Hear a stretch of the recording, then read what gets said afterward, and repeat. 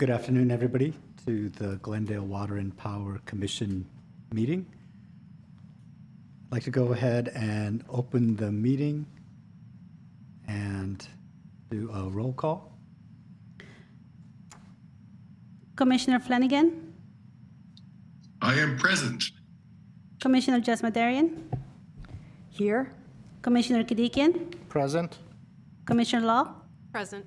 President Peterson. Present. Thank you. We certainly have a quorum. Second part on the agenda is for reports, for information. Oh, no, excuse me. Second part is consent items. We only have one consent item, and that is the approval of the January 31, 2022 special meeting minutes. May I have a motion to approve the minutes?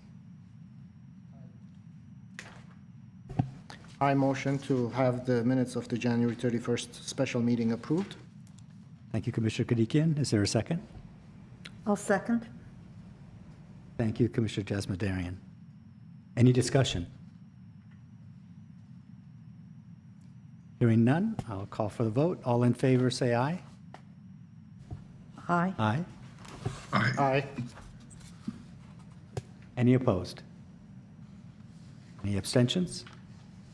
Motion carries unanimously. Moving to the next item on the agenda, the GWP Commission staff comments.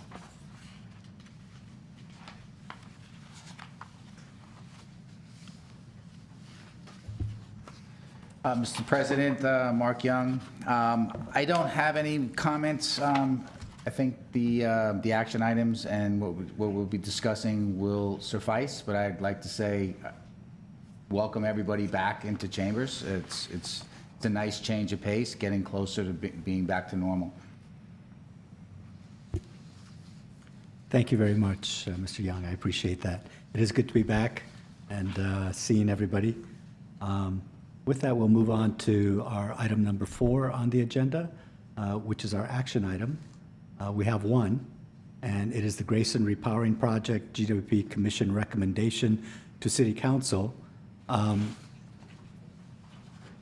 Before you, each commissioner, you should have a copy, a draft copy of a draft letter from this commission to City Council. Mr. President, could I just interrupt at that point and say that I do have a conflict on this issue item, so I will be stepping out of chambers for the duration of the discussion. Okay, for action item number 4, but you'll come back after for the balance. Yes, sir. Okay. Thank you, Commissioner Law.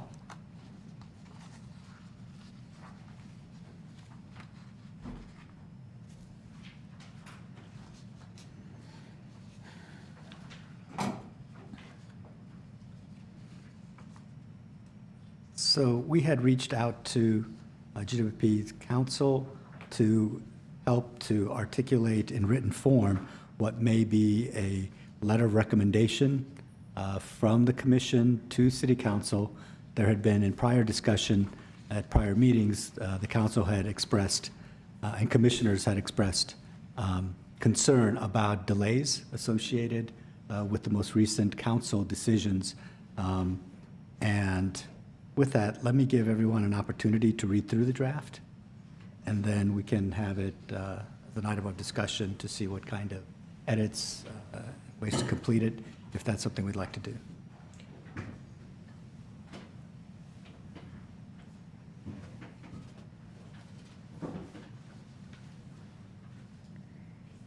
think I'm ready. I'm ready. I don't know. I can check it. Pardon? Have you had a chance to read? Yeah. I know Ted just, I've already reviewed it, President Peterson. okay. Thank you, Commissioner Flanagan. Since everyone has had a chance to read it, why don't I open it up for comments from each commissioner? And I'll start with Commissioner Kadikian. Thank you. Thank you, President. Initially, this was something I brought as a motion on the prior hearing, And the purpose of it was to express the concern we have with the delay of the Grayson repower, or that council had pushed back the decision with regards to the Wasilla engine to December of 2022. And subsequent to that, we've had presentations from from GWP staff with regards to what kind of discussions is going on with LADWP to secure the power that we need at this point and going forward while we are still in a holding state with regards to that project. And in addition to that, we later found out during our April meeting that the Sunrun virtual power plant that we were relying on had been cut down by about 50%. And so that was something also which this commission was relying on when we were building our renewable portfolio and the entire energy package we were trying to assemble together and make sure we provide Glendale the power that it needs when it needs it. So my concern is exacerbated with the delay, with the reduction in the Sunrun virtual power plant, and from a renewable resource perspective, we are pushing the envelope as much as possible. And at the same time, not every single one of these are going to come true 100%. And should one of them fail, we do not want to be in a position to not be able to fulfill our mandate, which is basically providing reliable power to Glendale.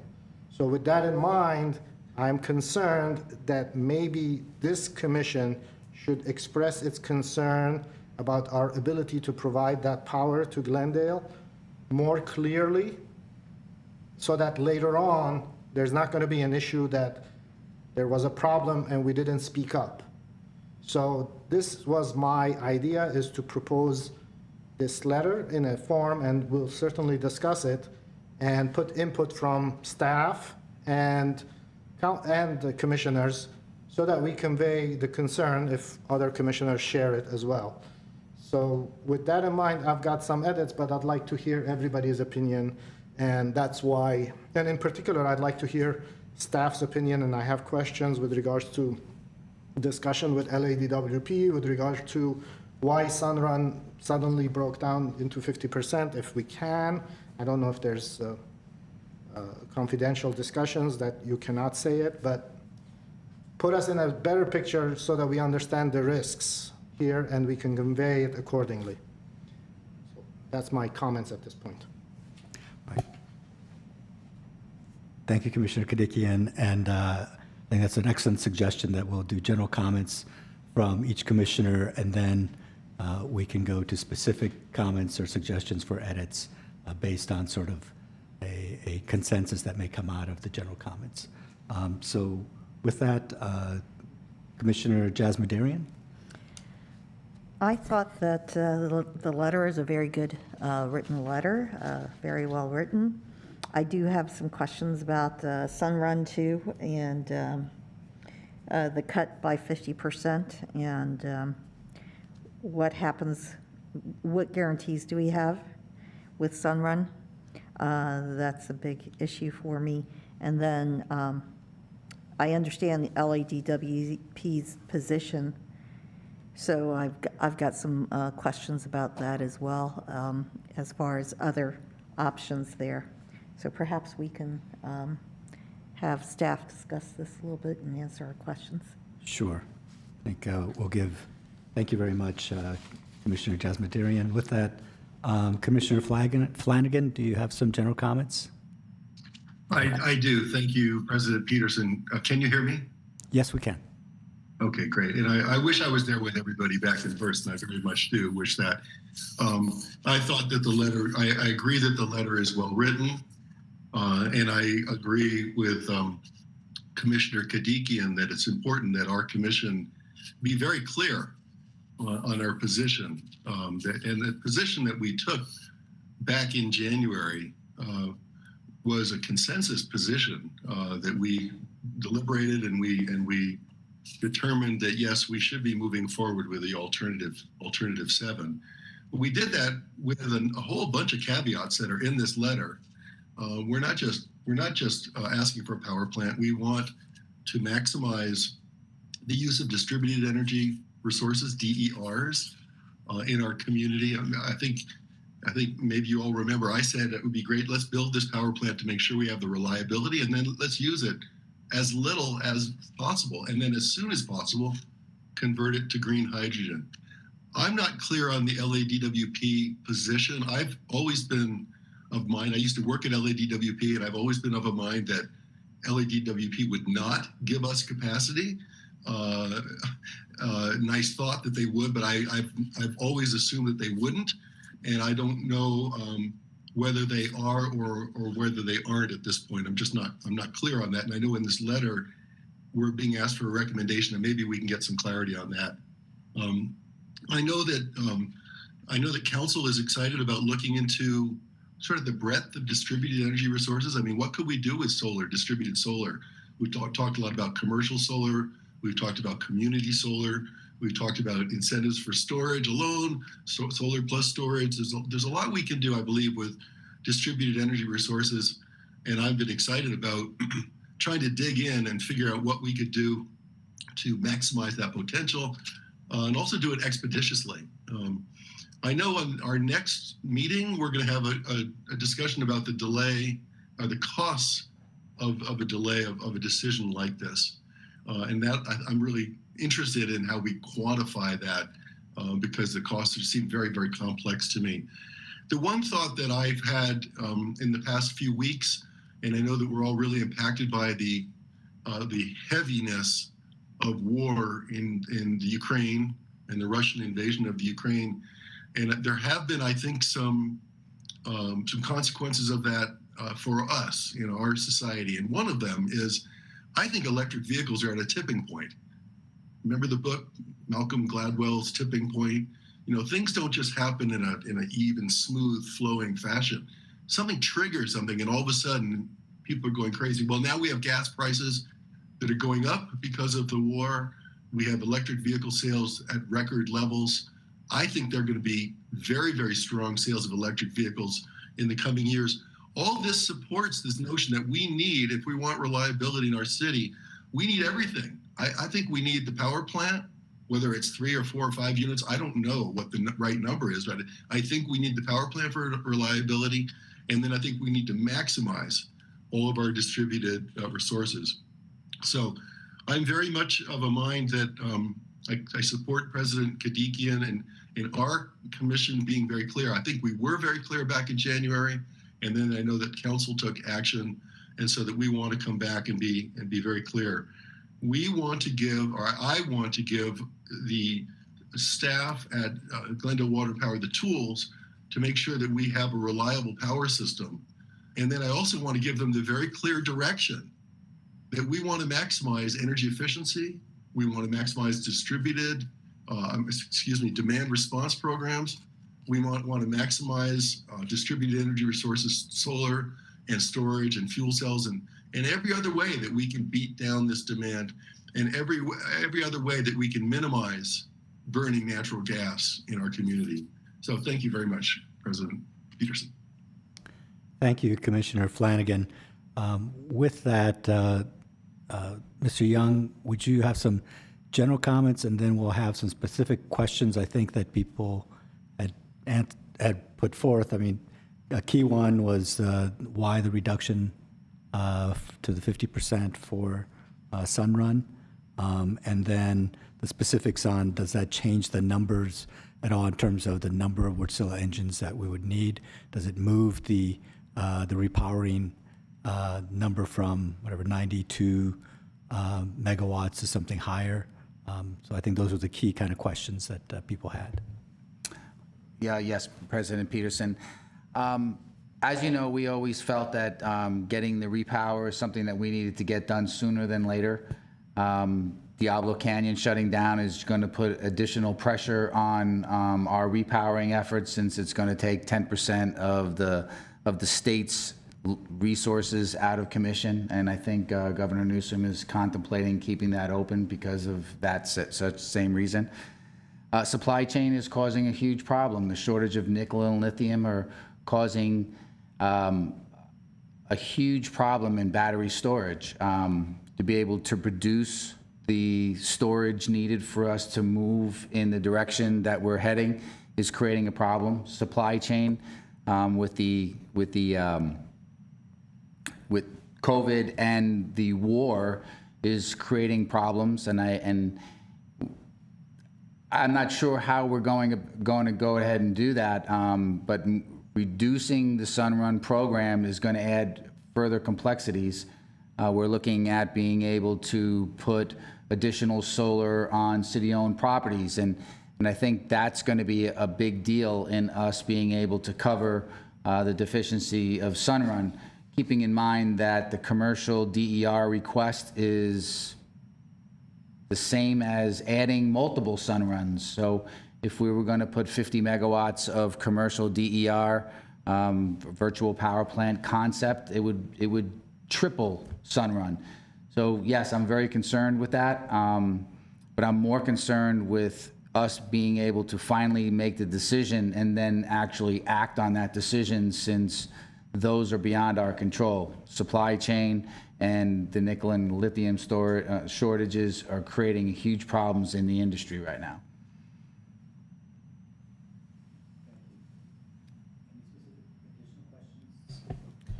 Any additional questions that commissioners may have? Yeah, Mr. Young, can you tell us what happened with Sunrun that the quantity was reduced to 50% from what we were contemplating? And the reason of me asking that question is not to put blame or anything. When we started this process, virtual power plant was the thing that everybody was selling it to us, in a sense. It was going to be the be-all, end-all, help everybody, distributed everything. And it's disappointing now that we can't get a commitment from Sunrun for the full amount that we were hoping for. And so with that said, and the commercial DER that is being proposed, how secure are we going to be in being able to meet that, given, for whatever reason that I do not know yet, Sunrun was not able to come through? I don't know how much of that you can disclose, but what I'm trying to say is we had hopes and dreams on Sunrun and they failed, and I don't want to fall in that trap again. I totally understand. I'm not sure if it was Sunrun's fault that we didn't get the 25-25 that we were looking at. I think we were given direction by council to look at either a cheaper alternative, whether it be less capacity or less rate for the energy and capacity. So we were back to the drawing board with Sunrun to renegotiate a less costly alternative. Okay. So we were concerned with that. So we updated council a month ago about it, and I believe that we will do so again in the coming weeks to give them an update on what's going on with Sunrun. With the commercial, I see that there's potential for commercial, but we have an RFP going out in a week or two to go ahead and solicit offers for commercial virtual power plant concepts. And we're hoping to get a good response, keeping in mind that Glendale is a bedroom community. It's not Burbank, and it's definitely not Los Angeles. So the commercial infrastructure, while I think that we can get some DER out of it, I'm not sure if we can get what we think we might be able to get. But I'm hoping for the best. And with that RFP, being able to write the RFP in a way to entice others to help participate in the DER concept, I'm looking forward to being able to review those. Oh, real quick, Catalina, can we put up since we're mainly doing discussion until we actually go to the document for editing, let's show, project up just the people. Is that what we have now? Okay. Can I, President Peterson, may I ask another question of Mr. Young? Absolutely. Mr. Young, can you clarify what's up with LADWP? In my remarks, I said I didn't know where we stood. Is there room for optimism that they may help, that organization, LADWP, may help us out for the summers that we project will be short? So I think there's two different questions. One is to assist us in the gap from demo to construction, which is very different than to help us forever. I believe that they're looking at trying to help us in the gap for when we demo and then when we construct, to put ourselves in the right position. We had a meeting with Los Angeles, and they indicated that on a long-term basis, that was not a feasible option for us to be able to procure energy or capacity from them. Keeping in mind, they have a very aggressive LA 100 goal. They anticipate that their load is going to drastically go up from electrification of buildings and transportation. So they're going to use all of their resources in order for them to meet their LA 100 goals. So at this moment, there isn't available resources for us to lean on a long-term basis. We are in negotiations with them to have meetings, but at this moment, there is no option for them to help us over a long duration time, i.e. buy the energy instead of buying the Wärtsilä engines. But does this help? I mean, now I'm feeling that you've given me some room for optimism here. I think that we've identified the summer of, is it 2024 and 2025? Maybe that we might have our real key shortages. And is that that's when we're building the plant, if we build the plant? Is that right? So are you thinking that maybe we would know in a certain number of months that LADWP would make a commitment to us? So we already know that there's a commitment that they don't have the available resources for us, but they will be able to help us in a short period of time to help us with the gap. I don't like to get involved with how we're going to meet load during the construction of the generating facility. It's just not a good position to be put in, since we don't have a firm commitment with council for us to move forward.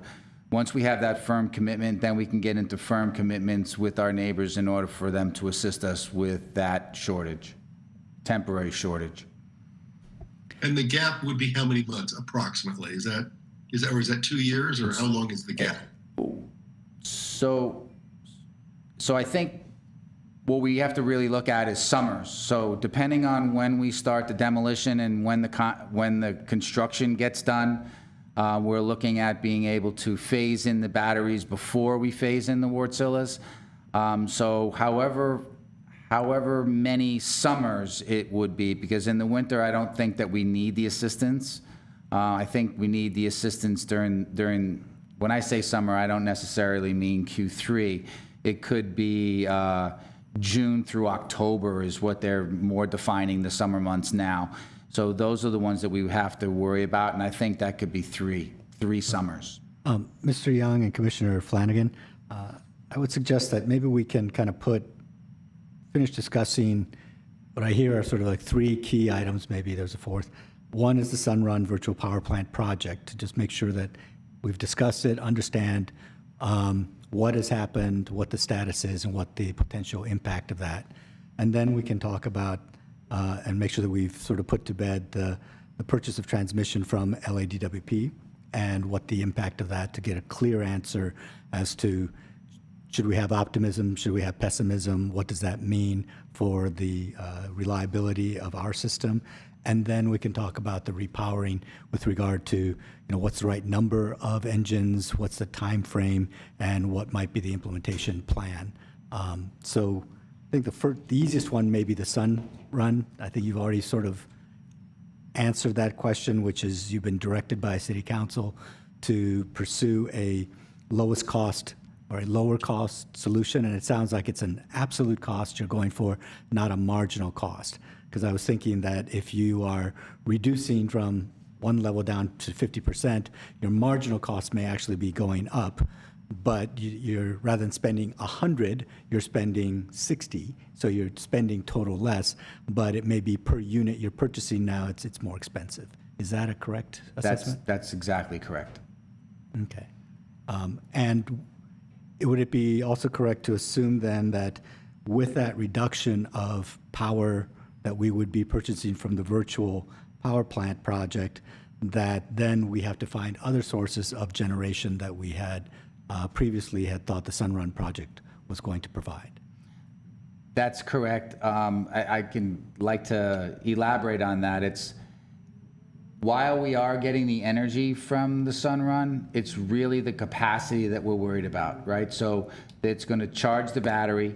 When it charges the battery, that's capacity, and then we get to discharge that at the highest peak for the city. So we get to essentially reduce the peak, so then we don't have to buy as much thermal generation. So the capacity is the most desirable for us.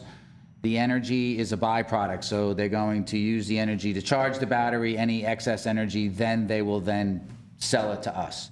But it's really the capacity component that's the most important part. Which ultimately, though, translates into our ability to either purchase power at peak times or to generate it ourselves. That's correct. Okay, so the estimates that we had to reach a N-1 sustainability in our network predicated then what your proposal was for option 7, the number of Wärtsilä engines, et cetera, was predicated on the original Sunrun capacity calculations, and now you're going to have some 50% of that. That's correct, with the assumption that we believe that building electrification and transportation was going to increase peak load from 350 to 400, which is not an aggressive increase. Los Angeles's LA 100 is drastically more than that. Are there points on the Sunrun that I didn't summarize that we want to get at?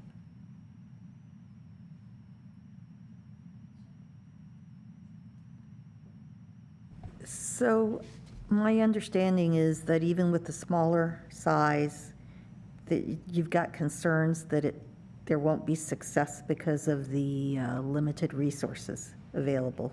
Am I correct, or did I misunderstand?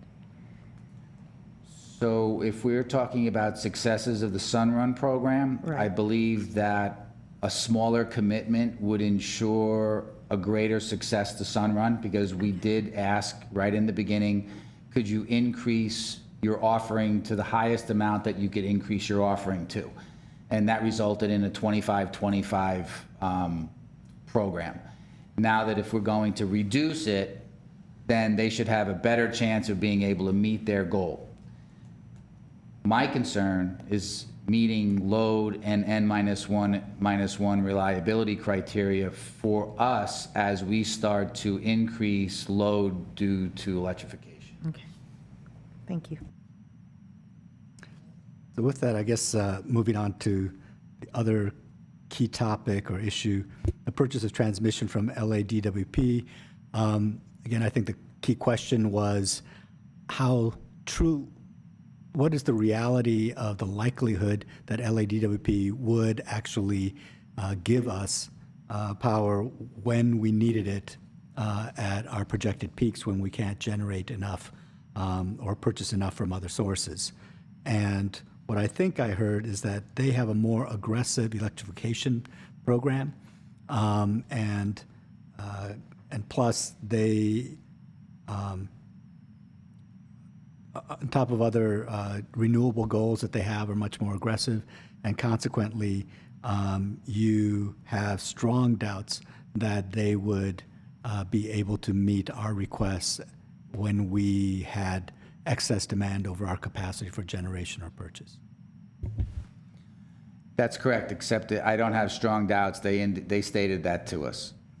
Okay, so you have a fairly solid certainty that if we have excess demand and we turn to them, say, could you go ahead and supply us, that the answer in all probability will be no. That's correct. And it's not just transmission. It could be capacity. It could be a call option. It could be energy. Those components would not be available. Okay. And then for sort of the third and most crucial issue then is with the repowering plan that had been recommended with option 7, and I think it was 5 Wärtsilä rice engines, and the request by City Council had been possibly to reduce that number, and in any event, to hold off in ordering any of the Wärtsilä. Is it any, or was it that you could order at least 2, or that's the part I'm unclear on, but what the exact decision that the City Council is asking. And then, given that if you said we needed 5 engines originally recommended based on the 25-25 Sunland proposal, which is now halved, and it was also predicated on the ability to purchase from Ladwp, which now has effectively gone away, it would seem logical to assume that maybe that number is not 5, but maybe 6, or some greater number than had been recommended. So when we did the analysis for the 5 Wärtsilä engines, we used 400 megawatts of peak. We used the 25-25 of the Sunrun. We used, I don't remember the numbers for Franklin and for Lime for the energy efficiency and demand response. We used those numbers and we came up with the conclusion that 5 Wärtsilä engines were the minimum that we would use. As a person that's very concerned about reliability, I would lie to you if I were to tell you that I wouldn't feel comfortable having 6 or 7 Wärtsiläs, just because I would rather have more generating sources and not use them than to have the need and not have the resource. But we believe that with the 5 Wärtsilä engines, knowing that Los Angeles wouldn't be able to help us, that 5 Wärtsilä engines would suffice with expected peak of 400. I think what I heard from you, though, is that the assumptions used to reach that expected peak of 400, one is electrification you felt was a very conservative, meaning in this case that we are underestimating potentially the amount of electrification, that we may have significantly more, that this is an underside of some sort of range. The most unrealistic optimistic projection would be 100% of the people move to electric vehicles within X number of years. That feels to be overly aggressive assumption, and an under-aggressive assumption would be if you said 0% of people, because we already have a certain percent. So the number you used is a conservative number. So given that on the generation side, we have taken off options and capacity, that, again, the 5 number seems to be a risky number, particularly when you articulated it as it was the minimum based on the assumptions that you had done originally. Yes. With regards to the number of Wärtsiläs, I think we are barely being able to get 5 approved. I'm not sure about 6 or 7. But besides, our goal is to move in the direction of 100% renewable. And the way I see it, if we get the Wärtsilä engines here, we have the power that we need, and it'll give us the flexibility to go out and explore all the different renewable options that are available to us. We can take more risks instead of putting all our eggs in a basket of renewable and not having a solid basket underneath to hold all these things, which would be the Wärtsilä engines. So That's my concern. That was the reason for the motion. The objective is to get what we have, the EIR already that has been approved by this commission, that's been approved by city council, subject to modifications. To bring it back to the attention of city council is that we need these now. Even if our objective is 100% renewable, having the backup underneath all of our hopes and dreams of renewable will give us the flexibility and the ability to go out and get more renewable, because we know more demand is coming, more demand from electrification, whether it's vehicles or dwellings. And that's my concern. That was the reason I was put that. Now, with regards to LA, and at city council, at least there was discussions whether maybe at city council level, there could be some sort of a discussion to push pressure or do something with Ladwp, considering everybody's interested in renewable, considering nobody wants to put gas engines, although the Watsilas eventually will convert to hydrogen. We're all in the same boat together, and is there something Glendale City Council members can do, reach out to LA City Council to help you get commitments that you need? I understand there's the issue of the gap during the construction, that's fine, but summer is right here. We still have no decision, at least we will not, according to the way it's going, until December of this year. What do we have for sure for certain this summer, and what are we going to have for sure for certain summer of 2023, even though decision may be taken near December of 2022 this year, construction may not begin until a while further down the road. What could Glendale City Council do in reaching out, helping you, staff of GWP, get the commitment in writing, hopefully, so that we are not stranded? Because the way I read the last report that was given is they're not going to shed load for us. They're not going to shed load for us, and so which is understandable. Why would they give up their customers to give us power? And that leaves us at a very, very vulnerable position that I don't feel comfortable in, and I don't think maybe the rest of the commissioners will feel comfortable in. So what could Glendale City Council do for you that we can include in the letter? And I don't want to put you in a difficult position, but what help do you need that we can ask for that maybe you cannot? I do not. I appreciate that, Commissioner Kadiki, and I honestly think that Los Angeles is in a very in a very bad spot. They're trying to go 100% clean by 2035, and in order for them to do that, they have to convert 2,200 megawatts of thermal generation to hydrogen, and they have to use all of their remaining resources in order for them to get to where their goal is. I don't think it's a matter, and it was very clear in that meeting that it was not a matter of price. It was not a matter of political pressure. It was a matter of availability. And I truly believe that they don't have it to provide it to us. That being said, I believe that we're okay for this summer. I believe that we're okay for next summer. And I believe that through diligent work in power management, that we'll be okay during the gap. But we can't realistically ask our neighbors to provide us with energy when they're going through the same SB 100 hurdles that we're going through. One of the things that concerns me is if we were to buy emergency power from Los Angeles, are they supplying it to us from a coal facility or natural gas facility? They're clearly not going to be giving us clean energy. So I just think that we need to put our house in order, get our house in order, be proactive. When I speak to other general managers in conferences, they're in awe of our portfolio, looking forward, thinking that this is a model for people or other utilities and other municipals to work towards, with having as large a battery as we're proposing, having a virtual power plant, using reciprocating engines that are flat, that have a flat heat rate curve across the whole operating band, having the expectation of capacity factors of less than 14%. That's fabulous. It's just not zero. And I don't know if we can get to zero now, but I think that's a great first step.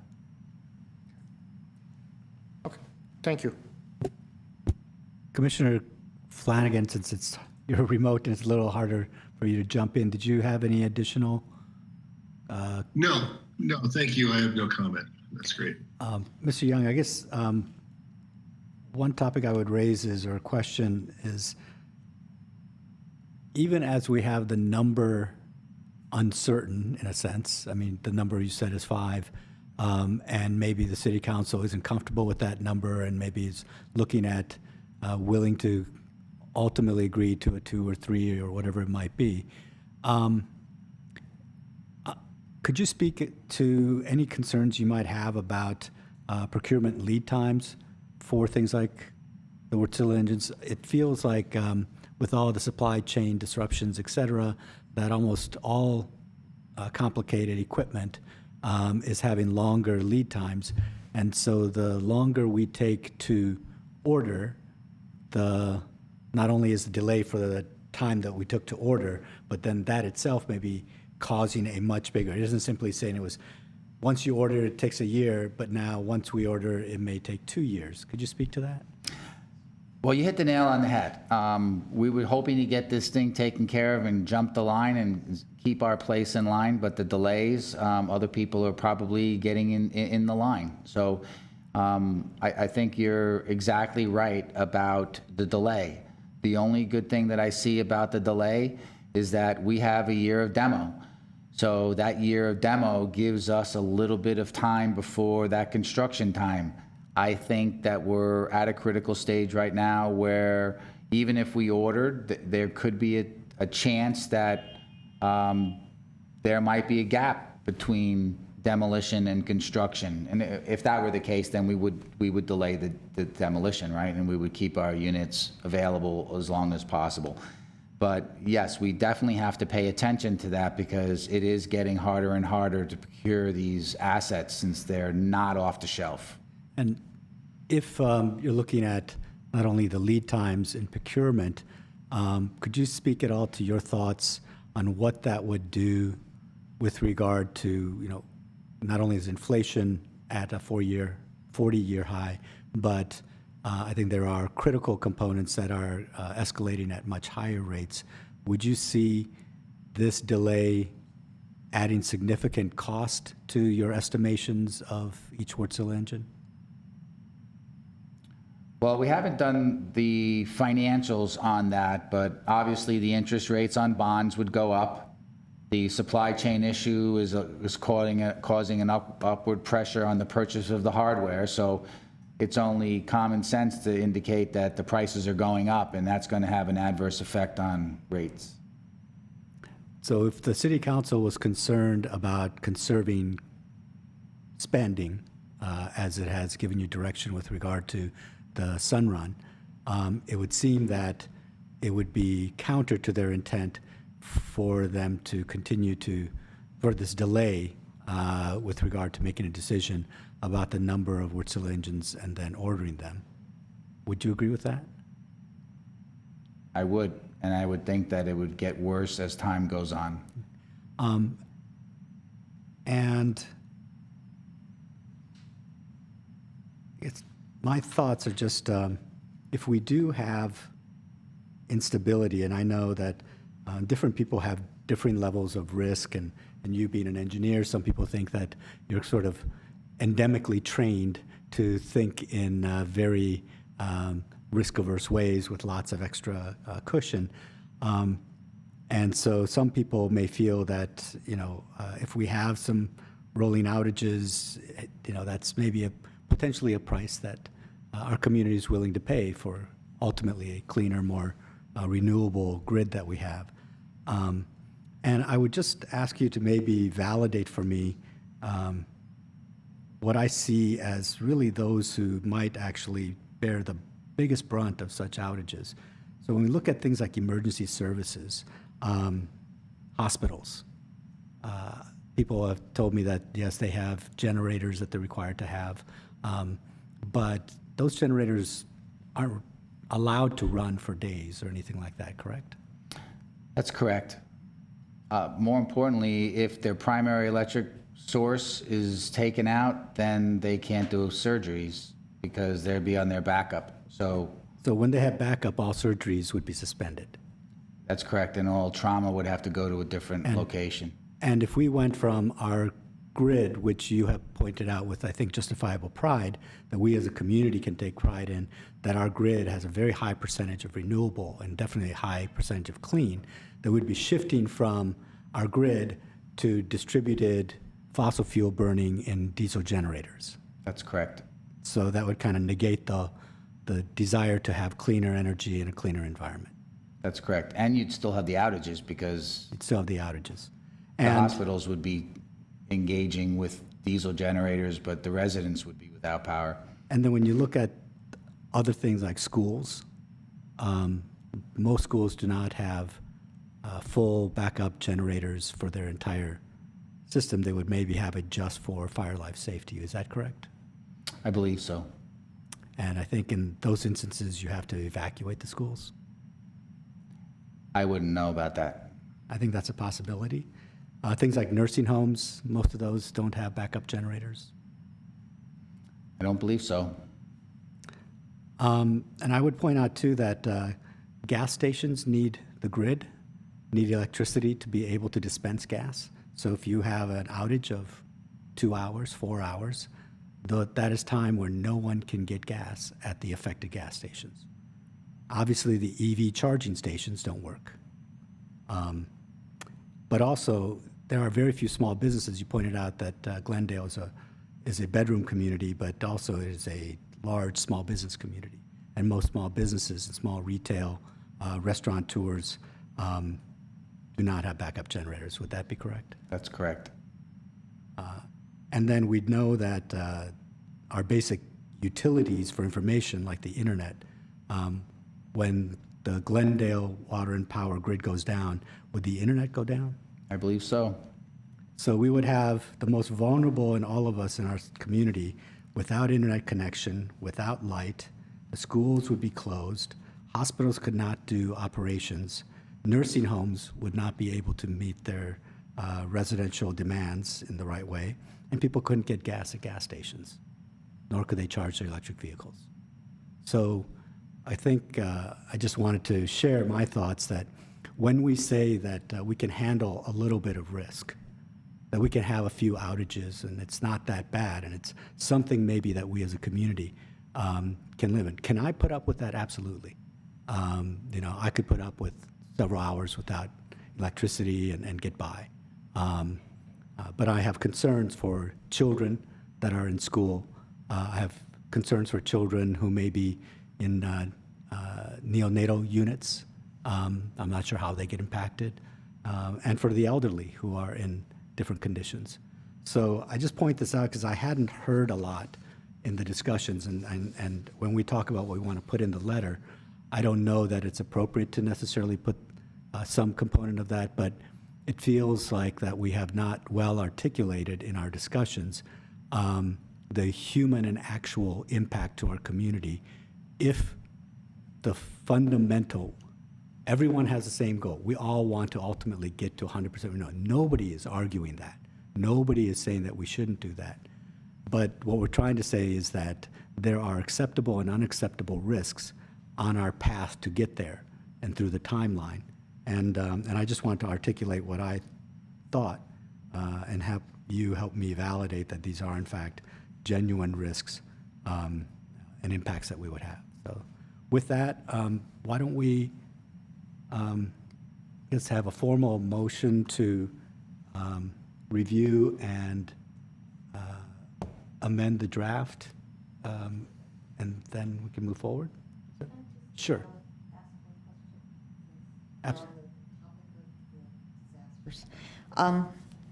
So when you're discussing the disasters and being off for a few hours, that's really basically when there's a problem with peaking more than a major disaster.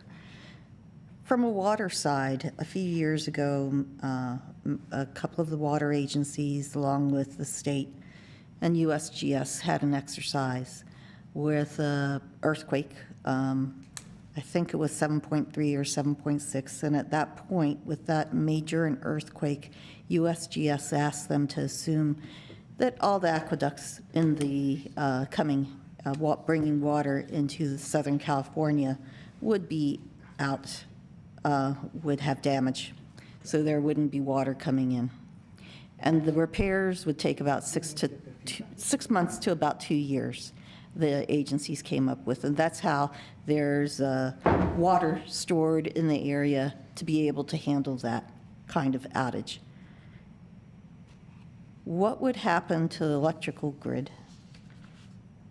And would Glendale be able to handle such a long outage as that with a major disaster like that? Or is this beyond the Wärtsilä engines? Something. So my concern is, instead of a few hours, it's a few months that we're looking at, not being able to deal with. I believe that was the criteria when we first looked at the 262 megawatt option, was to be able to self-generate and self-supply for an extended period of time, similar to the Northridge earthquake, but for a longer period of time. In the event that this were to happen in the summer, the new proposal would not be able to meet load.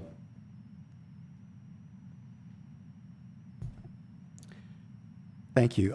Actually, just having brought to my attention that there are public on the line wanting to make some comments. So I think it would be beneficial for us to hear their comments prior to us moving to suggest edits to the draft. Elise Kafayan, you're in the air.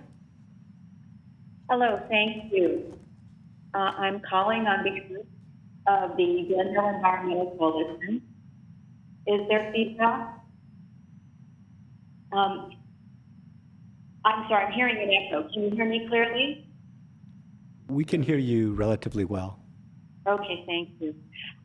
First of all, I'm really concerned that you are considering a document, the Commission is considering a document with recommendations to the City Council that was not provided to the public with 72 hours of notice, which means we had no opportunity to review this document before the meeting. There is a lot of discussion of a lot of details having to do with megawatts and engines and costs and what we can get from what sources, and we don't have any of that. We can't see that letter.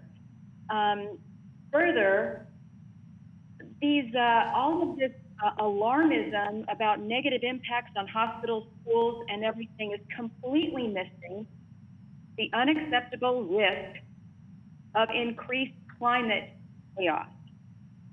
I'd also like to observe that we're obviously putting a lot of energy into worrying about the procurement, the lead times, the increased costs having to do with this gas generation, instead of putting 100% focus on absolutely how much clean energy we can get for the city, like immediately.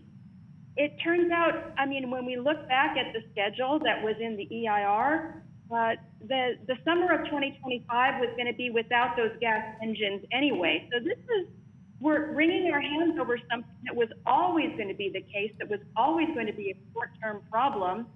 The energy right now should be devoted to getting clean energy online, so we are not at the mercy of Ladwp, and so that we are not at the mercy of installing a bunch of extremely expensive gas generation engines.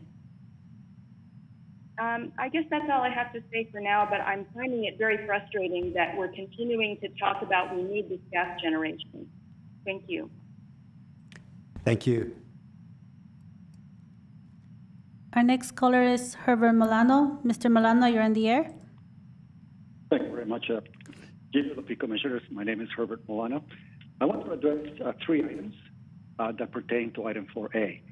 The first thing is that the documents having to do with this particular agenda item were not available online, and only the last page showed up, just the signature page. None of the details showed up. And now that we depend on the internet for just about everything now, I assume that we should make a special effort to make sure that those documents are available to the public before they're taken up by the commission. Point number 2 has to do with Sunrun. I mentioned to the city council, and I sent letters to them, that I had a significant concern a couple of months ago by telling them that Sunrun has been having losses that are significant and growing. In 2015, they had a $254 million loss, followed by a $265 million loss, then $275 million loss, $251 million loss, $399 loss, $688 million loss, and in 2021, $687 million in losses. In other words, contracting with a company that is year after year mounting significant losses, I would imagine would have alerted everyone that there is something very, very significant with regard to how to evaluate the financial status of a company. I think that there is an option with regard to a short-term possible solution having to do with conservation.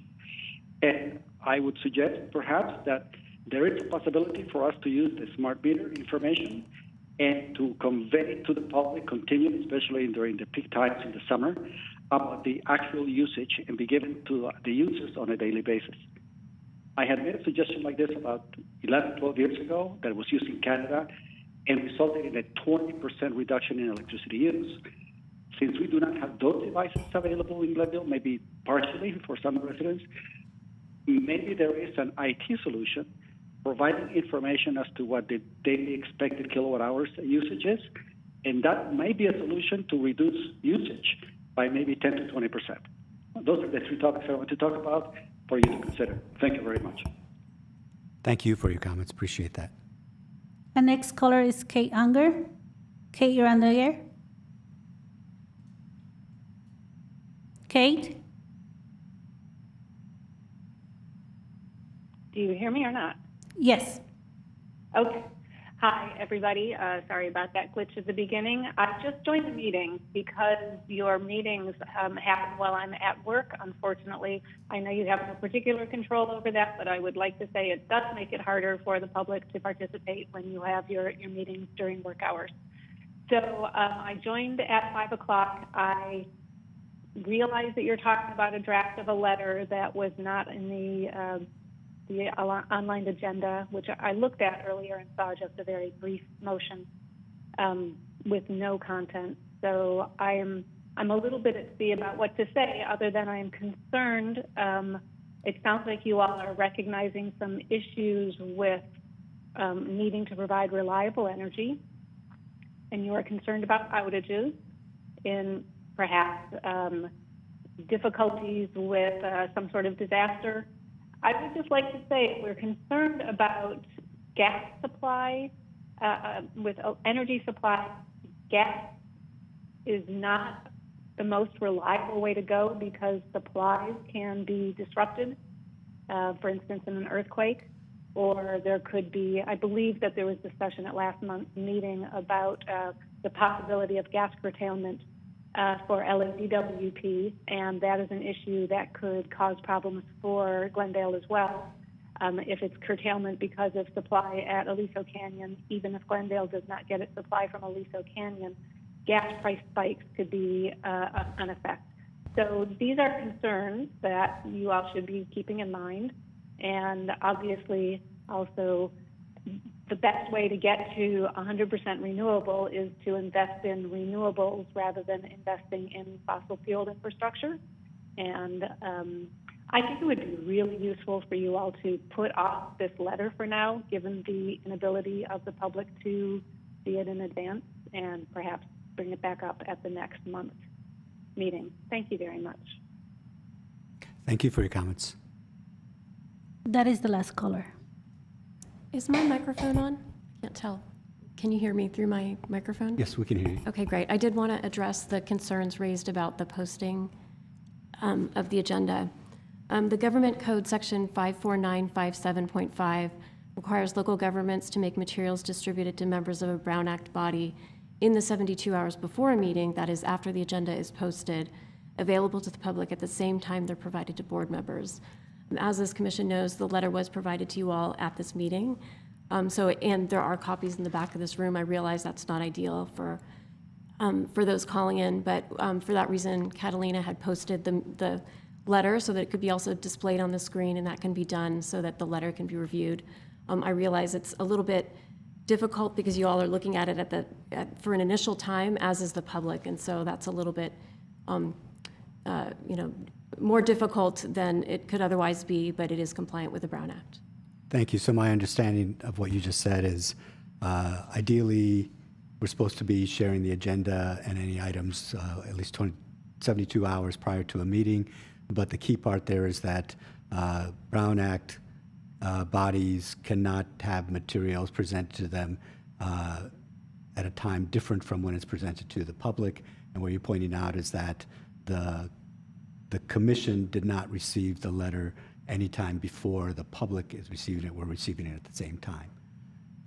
That said, that we're in compliance with the letter of the law, I do hear and resonate with the concern that that the callers have said that the idea here is that we can make a recommendation letter, but it's not something that we're trying to keep or hide from the public. It is our responsibility to try to make informed advice and guidance to staff and to City Council regarding water and power issues. Given that, would people feel comfortable in moving forward with the editing, or to go ahead and we discuss this with sort of an edited version at our next meeting, when we could then have comments from the public who have had an opportunity to review it as well, and then look to make a definitive action at that point to move forward with a recommendation letter and the contents thereof? From my perspective, at least at this point, we are proactively writing this letter right now. Whatever was given at this point to us is not determinative. We can cross everything out of it and write something whatever we want. So the idea, which this commission is simply to convey our concern and articulate that to City Council. And there is no violation, there's no hiding. That being said, I'm open to feedback from my fellow commissioners to draft a letter which basically conveys the concern we have, and take in input from everybody as much as possible. So I'm not opposed to continuing the process, but not submitting it to City Council, subject to a second wave of consideration or comments from the public if they want to see the final thing that we actually are hoping to submit. But just to be clear, nothing has been written. We are writing it now as we speak. That's why we're having this discussion. There's no other way of doing it because of the Brown Act. We can't talk together, come up with a letter, show it to the public, and say we want to send it to City Council. This is the process to do that. So that being said, I'm open to either way that my fellow commissioners want to handle it, but I do have edits which I'd like to suggest, and we can continue with the process, and then at the end, the commission could decide whether we want to submit it or hold on, publish it to the public, and then decide what to do with it at the next meeting. Thank you, Commissioner Kadicki, and I take your comments, they resonate quite well, in that there is nothing more transparent than us making the sausage right here in front of the public. As we said, we had staff council do a draft based on your motion at a recent meeting, saying that it would make sense for the commission to write a recommendation letter and send it, expressing some of the concerns and or factors that have been brought to our attention. So I would suggest that we move forward with hearing suggested edits that we can then give as feedback here in open public meeting to the draftee. And then once that is done, we'll look for the next meeting when we would look to have a smooth version that we could discuss, hear public comments on, make any edits at that point, and then make a decision to forward to City Council or not. Would that be acceptable for people? That's acceptable with me. That's fine with me. That's a good suggestion, and then what we could do is post that letter, and then members of the public could comment on that at the next meeting as well. Great. Commissioner Flanagan, any differing thoughts? I'm comfortable with that. I wrote in big letters on my notes here, delay, delay, delay. I think Commission has spoken very clearly this evening, just as we did back in January.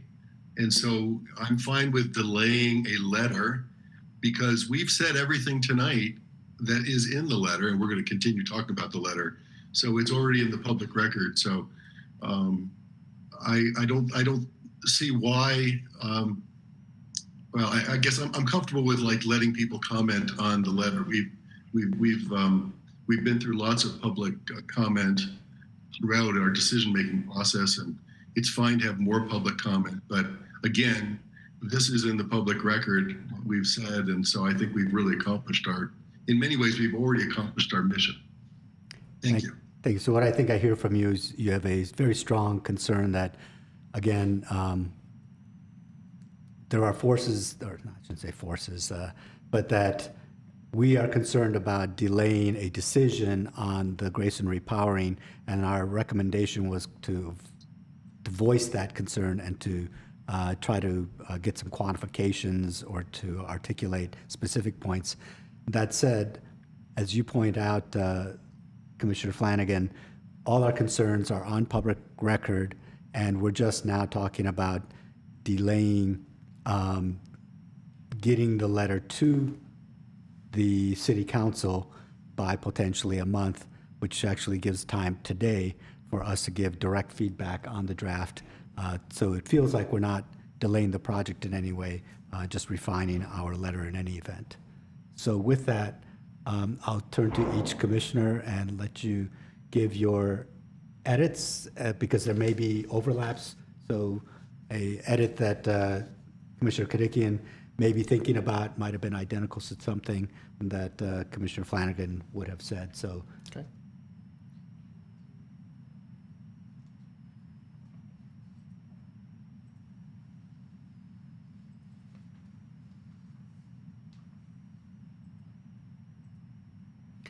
So I'll start with you, Commissioner Kadikian, since Okay, I know you have. thank you. Catalina, if we can go to the second page where it says purchase of transmission from Ladwp. Give me 1 second. Do I need to share the screen?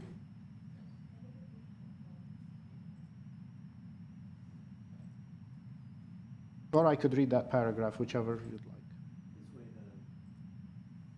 This way the public can see the document and then what you're doing, Okay. Well, suggesting as edits.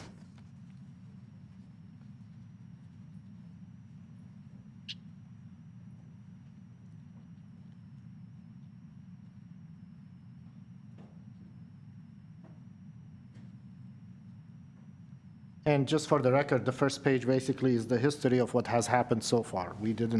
There's nothing new there. Okay. Moving to the part where it says purchase of transmission from Ladwp. And as you see, there's the highlighted part. I would suggest that it read, the GWP Commission recommends caution on relying on Ladwp, and GWP, Glendale Water and Power, cannot guarantee purchase of renewable from Ladwp. In other words, there's the potential that Ladwp would just tell us coal, and we wouldn't have much of a choice, if I'm correct. Is that correct? Okay. That would be my comment for that portion.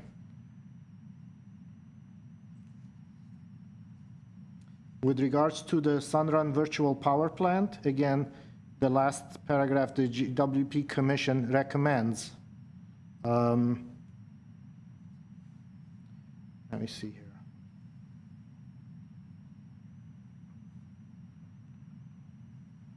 Reconsidering the delay of implementing the repower to December,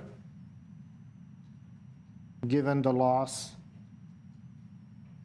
of 50% negotiated agreement with Sunrun.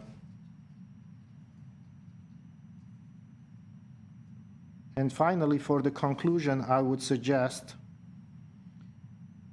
GWP Commission would like to convey our desire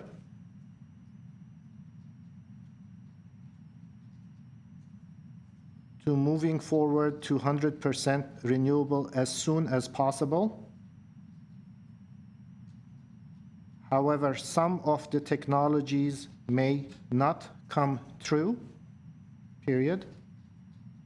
Accordingly, we urge Council to move forward to 100% renewable after having secured reliable energy to Glendale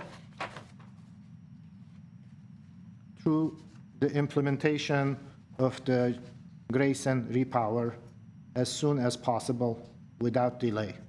Those are my suggestions, and I will leave comments to other commissioners as well. Thank you, Commissioner Kadikian. Commissioner Jasmadarian?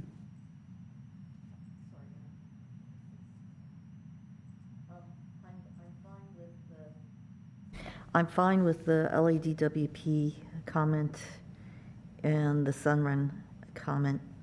Can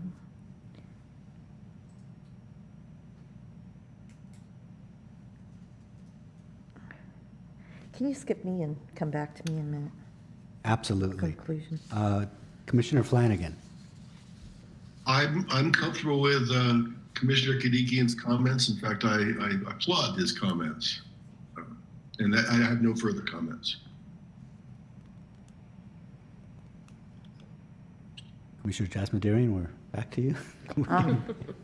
Yeah.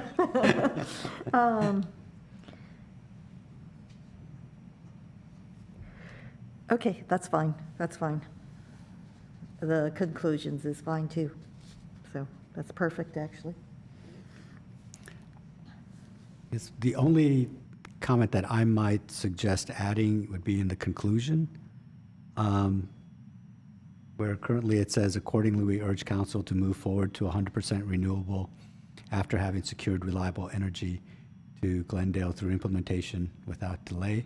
I would suggest that before accordingly, say, in light of the risks to vulnerable populations, vital services,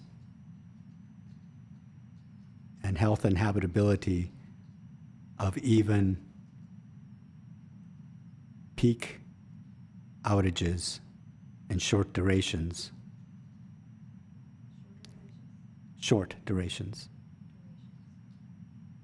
comma, accordingly, we urge council. That's good with me. Commissioner Flanagan? Well done. Thank you. Yep. I have no further suggestions. So what's the procedure at this point?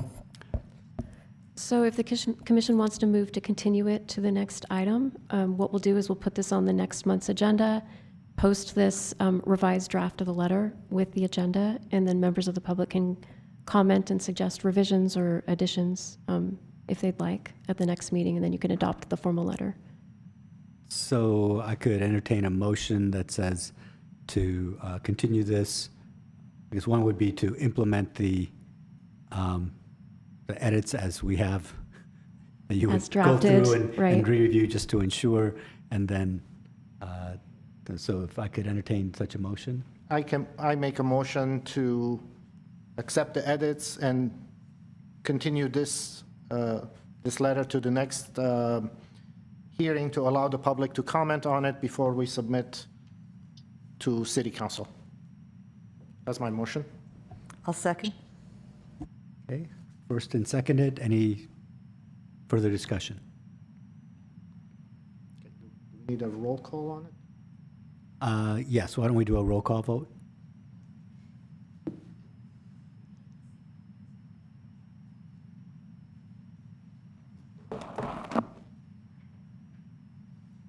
Commissioner Flanagan, Yes. Commissioner Jasmadarian, Yes? Commissioner Kadikian, Yes? President Peterson. Yes. Motion passes unanimously. So with that, we are done with our action items 4. We can ask Commissioner Law to come back in and join us.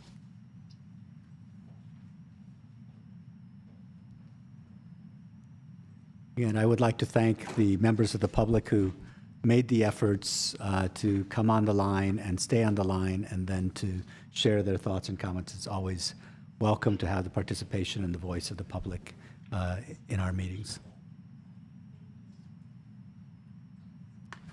Commissioner Law, thank you for your patience.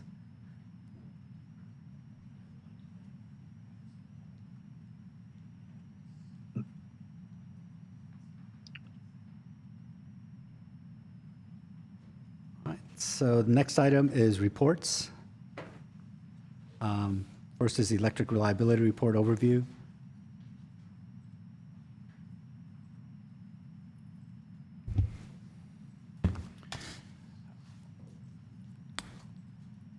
President Peterson, we'd like to welcome Catherine, our senior electrical engineer, back to talk about electric reliability. Good evening, Commission members, Mr. President, and city staff. I'm Catherine Babakanu, Senior Electrical Engineer with Glendale Water and Power. And last month, we had the opportunity to present you our electrical reliability report, and we didn't have a chance to go over question and answers part. So today I'm here to help you if you have any questions, or if you would like me, I can briefly go over this report one more time. It depends, whichever way works for you. I think we can just see if there's any questions or answers. Sure. Questions that you may be answering. Yes, sure.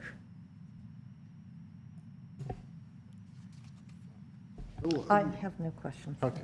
Well, Ms. Babakanlu, thank you, first of all, and I apologize. Last time it was, because of the shorter time, we could not get your questions to your presentation. I do thank you for the presentation that you provided. I do not have any questions, but I did want to apologize for not giving you an opportunity to answer the questions and having to make you come back again today. Thank you. Sure. Commissioner Flanagan? Thank you. I have no questions either. Right. Thank you. Appreciate you coming here and staying as long as you did. Thank you, my pleasure. So the Thank you. next item was. Could I ask a question, Oh, please? I'm sorry. That's all right. Commissioner Law. I know, you all forgot I was here because I was in the clink. That's- Question, regarding the tree trimming program, if one of our ratepayers, if a homeowner or a business owner has concerns about trees possibly interfering with power lines, what should they do? So we have tree trimming groups, and we have staff that as soon as we get any calls from ratepayers, we dispatch our crew over there to verify that whatever is being asked is really, there is any type of danger or anything. So we do take that very serious, and our people and our staff and even contractor, tree trimmer contractor, they are on board. So we respond to this request very firmly. And so should they just call the general GWP customer line and say, hey, I've got a concern about trees in my neighborhood or on my property or in my neighbor's property? Should they just call the general number and report their concern, and then whoever answers the phone in customer service will be able to direct them to the right They can call. internal contact? Yes, they can call to our utility operations center, or Okay. they can call to our electrical engineering center. We can forward the message to. Okay. And do you have any tips for our customers about what they should look for in terms of trees that might be adjacent to power lines? Kind of what would be the key things that they should be watching out for? Sure.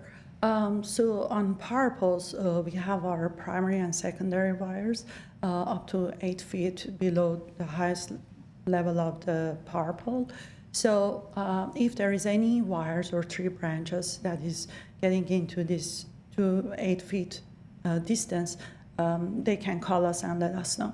However, our crew and tree trimmers, they have this, every tree will be visited within 2 years, so it's a cyclical project, and they do go there and they trim those. However, there might be some stuff that they might not, we might have things that people can call again and complain, and we take that serious and we send our crew. So in the past, we were trimming anything within primary and secondary, which was 8 feet. However, recently we change and we exceed and go behind. We trim above communication level because we want to address wildfire issues that recently we've seen in the area because of climate changes. And so anything within 8 feet, they can report it. But our crew, when they are there, they go up to communication level. Within 8 feet of the power line, you mean? When you say within 8 feet, I just want to make sure I understand. Okay. From top of the pole, 8 feet down. Okay. So if a power pole is like 40 feet pole, 40 minus 8, that's what they're looking at. Okay. And so the power lines are the lines on the top. The communication lines are the ones that are below. Yes. And so I think a lot of times when people look, I didn't learn that until I joined this commission. So a lot of people are looking at their power pole and they're not sure what is the electrical line and what is the communication line.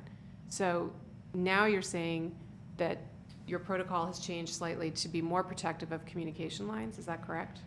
No, we changed the protocol so we can be more aggressive in terms of trimming trees.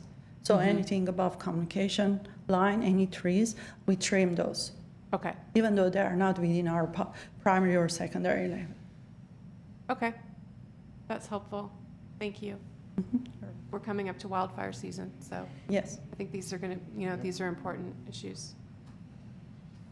Really appreciate it. Thank you. You're welcome. Thank you. Thank you. Thank you very much. The next item, legislative update. President Peterson, we'd like to ask Leo Zalian to provide you with the legislative update. Good afternoon, President Peterson, Commissioners. My name is Leo Zalian, Legislative Analyst with Glendale Water and Power, here to present the legislative update. I have a few slides for you today. There you go. Just wanted to go briefly over legislative calendar overview. So we have April 29th, which is the last day for any policy committees to hear any fiscal bills, which just passed, which was last Friday. Next deadline, we have May 27th. So this is the last day each house to pass any bills that was introduced within its own house. And June 15th is a key, very key important day, which is when the budget bills need to be passed by. And we have July 1st, which recess begins for a month. The legislature goes on recess.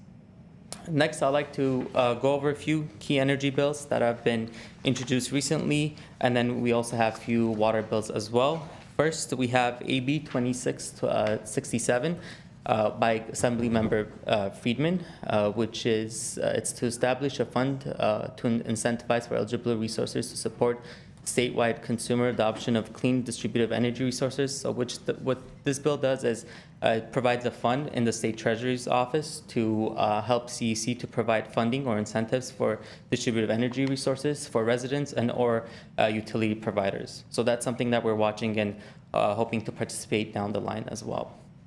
Next, we have SB 1020, which is the Clean Energy Jobs and Affordability Act of 2022.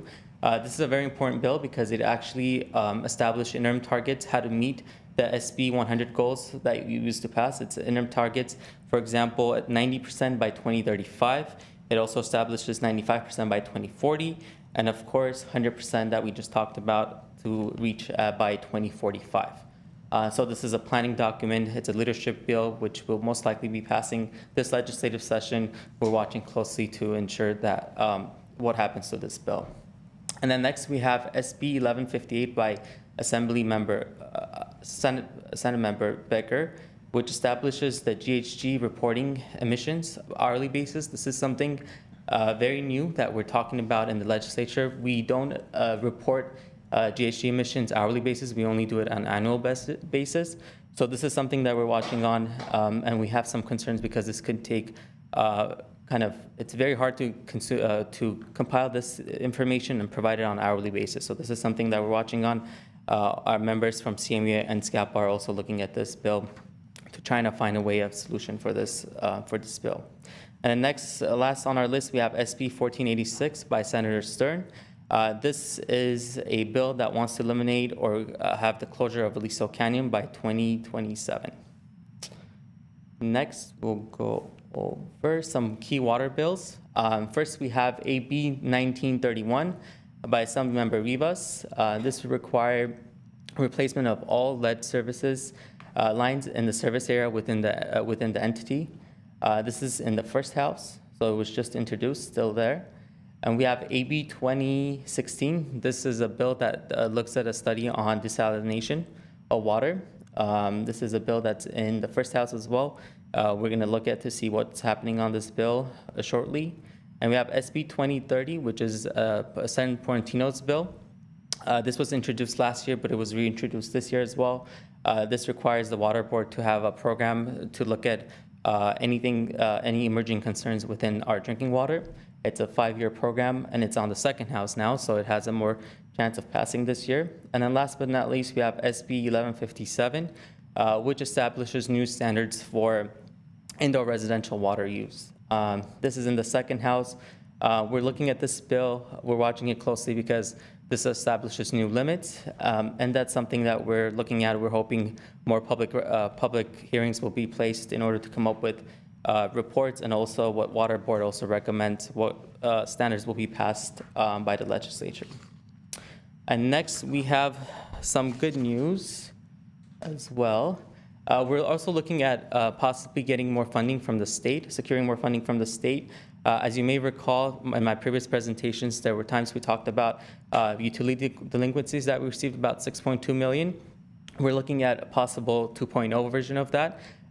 We're at about, so publicly owned utilities, there's still about $530 million left, meaning that that's from arrearages from June 16 of 2021 to December 31st, 2021. So there's still outstanding of about $530 million of delinquencies that we still have within the public-owned utilities.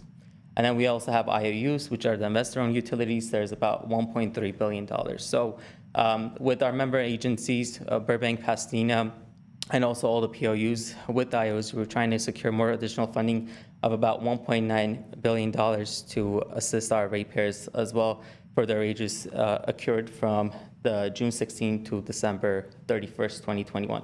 And staff is working diligently to secure any additional funding we have that we can get to credit our customers, which will help them during the COVID period. Just as a reference, GLP's current standing for the second round is about 4.2 million, water and electric. So those are the delinquencies we're looking at. If we're able to secure it, we'll be providing credits to our customers as well. And that concludes my report. I'm happy to answer any questions that the commission may have. Thank you. Commissioner Law, any questions? Not at this time. Thank you for the report. Thank you. Commissioner Jasmine. So with the lead service lines, does Glendale have any lead service lines in its distribution system? And does the bill have funding for the community water systems to be able to help with the cost of replacing it? That's a really good question. I'm hoping Mike DeGhetto could assist us at the GM for water. President Peterson, members of the commission, Michael DeGhetto, Chief AGM for water. So Glendale doesn't have any lead service lines in the system. And I'm not sure on that particular bill if they're just referring to our service line, which would be from the main to the meter. I don't know if that one is referring from the meter to the house. I don't think it is. And I'm not sure if it includes funding in it, but I would definitely not support that bill unless it did include funding. Because if I would imagine that these might be smaller agencies that haven't gone and done the replacements, and they would need funding to help with that. Thank you. Thank you. Commissioner Flanagan? Thank you, President Peterson. Just a couple questions on AB 2667. Could you please just describe how this is new? I mean, we've been funding distributed energy resources through utility funding for some years, obviously. Is this a new source of funding? Is this funding from taxpayers as opposed to utility ratepayers? Is that the spirit of this? Thank you for the question, Commissioner Flanagan. This funding is something that they're looking at right now since we have the surplus funding that the state has. It's meant for the water, for the state agency to provide some kind of surplus funding for the Treasury to work with the state, to the State Energy Commission to come up with programs to incentivize utility customers and also directly to the ratepayers as well. So it's additional funding that will come from the general surplus from the state. Gotcha. And then on the arrearages, where we've got $1.9 billion of arrearages in the state, is the notion to take to take some of that surplus then from taxpayer revenues and to make the POUs and the IOUs whole for those arrearages? That is correct, Commissioner Flanagan. We're trying to take a portion of that money from the state surplus in order to help offset the liabilities that we have of the $1.9 billion for the entire state. Okay, thanks very much. Thank you. Commissioner Kadikian? No questions, thank you. Thank you very much for your presentation. Excellent presentation. Thank you. Next item is the water supply update. I'd like to ask Mike DeGhetto, Chief Assistant General Manager, Water, to provide you with this update. President Peterson, members of the commission, Michael DeGhetto, Chief AGM for Water. And I think this is like a very topical presentation, actually, based on some things that happened with Metropolitan this week. And I'll get into that, but I always like to really start with describing the sources of water in Glendale. So we have groundwater, which would be in the San Fernando Basin and the Verdugo Basin. Overall, it's about 35% of our supply. In the San Fernando Basin, we're limited to the amount of water we can pump from the Judgment, and we're limited to the amount of water that goes through our Glendale Operable Unit, which is the EPA Superfund cleanup project.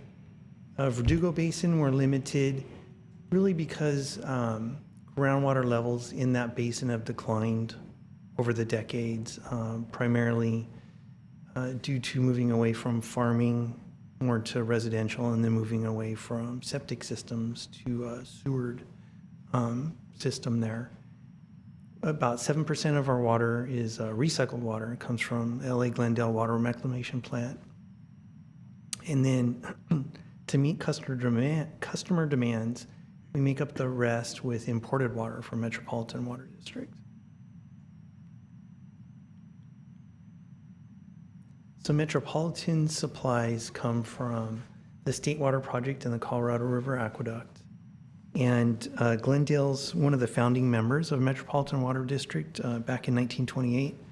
And the first part of Metropolitan and the bonds that residents voted for the founding member agencies was to build the Colorado River Aqueduct.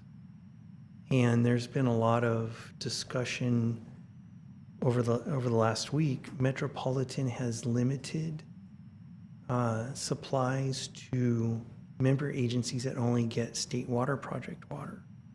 So because really the folks here made that investment back almost 100 years ago, we're still able to get supplies from the Colorado River. And it's just where Glendale is located physically, we can also get supply from the State Water Project. So in years when there's a surplus on the State Water Project, maybe all the water we get from Metropolitan and State Water Project water. And currently we're getting almost 100% water now from the Colorado River aqueduct portion of Metropolitan supply. So to show that more schematically, right now Metropolitan's going to draw about 1.1 million acre feet of water from its supplies on the Colorado River aqueduct, but they're only getting 96,000 acre feet from the State Water Project, which is like a 5% supply. And what that means when they talk about a 5% allocation, it's really a 95% cutback on State Water Project water. Metropolitan's got about 2.6 million acre feet in storage, and they're going to be drawing down some of that storage to help meet the supplies. And there's about a 60% chance in 2024 that even the lake mead supplies, there's going to have to be a reduction on that, a reduction to how much Metropolitan can pull from that. And I'm going to say right now, my bottom note, just cross that out. That was when I made this presentation a few months back. So no, the precipitation on the state project is below normal, and I'll show that in the next graphic. I keep going backwards. So this is a website, so anybody can go to that like any day and just click on that, and it talks about the Northern Sierra. They call it the 8-station precipitation index, and this is tracking precipitation that's happened in 8 locations, and those are the locations that ultimately feed Lake Oroville. And and you can choose which years you want going back in history to plot on that chart. I like it. I look at it a lot. And what I plotted is the red line I want to see is 2016, which is like one of the wettest years. The kind of light blue line was last year, the last water year, where it says I think 24% of normal. It is how it finished off. And so right now it's about 39% of normal. The pale blue's kind of the average over that time period. And, you know, like I mentioned, the areas of metropolitan system that can only get State Water Project are asking the state metropolitan and the other State Water Project contractors are asking the state to override what they would call environmental flows through the delta to provide health and safety water. So this is the 5% plus some health and safety water. And in order for the state to agree to do that, that's why Metropolitan and those agencies are limiting watering to 1 day a week in those areas in order to get that health and safety water. That normally would be used for temperature and flow in the delta for the habitats there. Now, it's a good reminder for everyone else because, you know, Lake Powell and Lake Mead have much less water in them than they had last year. So there's a potential, like I said, that there might be restrictions on the Colorado in the future years, and maybe about 2 years out. And then the other part, and I think I spoke about this before, the state uses a model to predict runoff in the Sacramento River, and those models were based on more of a normal hydrology. And what's happening is, because the areas are so dry, a lot of the runoff is soaking in and not making it to the river. So the runoff is predicted only about 55% of normal. And that's the water that then flows down through the delta to the State Water Project. So, you know, for Glendale, we're always in what's called phase 1. And it's really like activities that you just can't do all the time, which is have your sprinklers run off onto the sidewalk, hose down your driveway. You're supposed to go and physically turn off your sprinklers when it's raining. Or if you know it's like within 48 hours of rain. and just, all kinds of items, so like a whole laundry list. And then right now, so phase one, right, was what I showed before about wasting water. And then everything's progressive from there. So we're in phase 3, which is 2 days a week, Tuesdays and Saturday, no more than 10 minutes at each station. And that's the phase that Glendale's in now, and we don't have any need or plans to move to a more restrictive phase. And again, you've got to water before 9 or after 6 p.m., before 9 a.m. or after 6 p.m., and it's Tuesdays and Saturdays for 10 minutes per station. And I think I mentioned before, the stations are those little valves, those little automatically controlled valves. And then just tracking, so cumulatively, we've had a 6.1% reduction versus 2020 up through March, which is about 318 million gallons saved. One thing that kind of new that might take a while for us to get our arms around, we've had over 800 accessory dwelling unit applications over the last year. But we're not allowed to require a separate water meter for each of those. And we're not tracking, say, there's an application, but maybe it's 3 ADUs at one home. We're not setting those up as multifamily dwelling units yet, or tracking the number of those dwelling units. So in the future, we might need to switch to that. We should probably look at that the next time we do our cost of service analysis, because it's really transforming like single-family homes into multifamily residential units. So without separate meters for each of those. And that'll have some impact, some increase to kind of the baseline of indoor use. And, I said, in March we sent direct mail to over 3,000 accounts, and that's residential and commercial accounts that were watering more than 3 days or more, and they're supposed to be watering only 2 days. And and it turns out, based on that, now we ran the report again, and we're down to 1,000. So just that direct outreach helped quite a bit on folks that aren't following the current phase. And I always talk about that. It's about the way that we're getting at the savings when there's a short supply is limiting outdoor watering. And the orange line is single-family residential.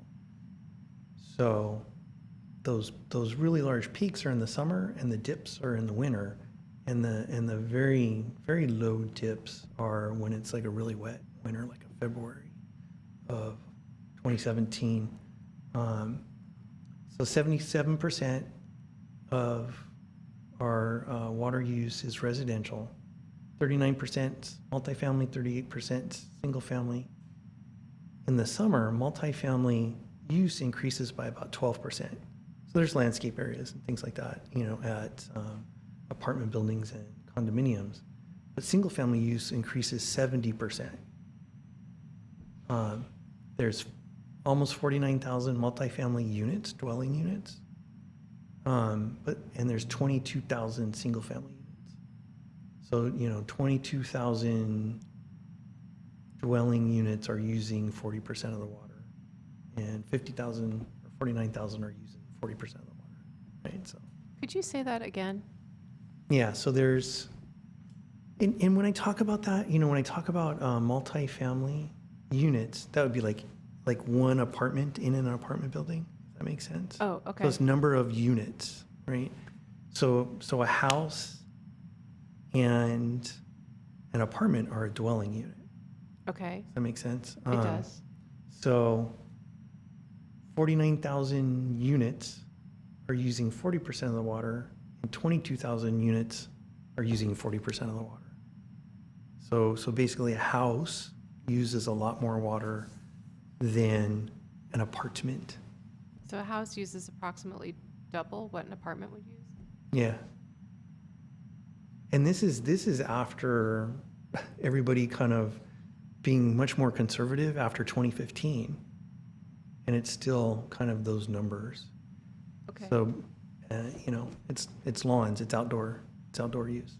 And so for that last bullet point, with 3,300 individual units added, the city overall is still using 18% less water than in 2013? Yeah, absolutely. Because almost all of those units, except for, I don't know, 25 or so, are apartments. Okay. And, you know, and so that savings, and so that goes back to the orange line, right? So if you look at 2014, that peak in the summer on the orange line was huge. And that was like that every year before that. And it dropped off in 2015 when we had mandatory conservation. And then it kind of leveled out or was lower. The peaks were lower in 16, 17, 18, and then it's dropped even further, 19, 20, and 21. And it's basically from people changing their yards, from lawns to drip irrigation on plants that are more appropriate for our climate.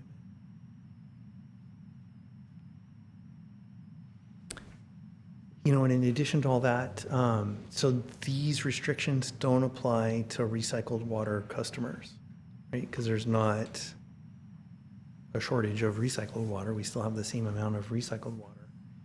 And again, it's like a very resilient supply that we started in, our first recycled water use was in 1978. The city built a dedicated pipeline from Ladwp to Grayson to use it in the cooling towers.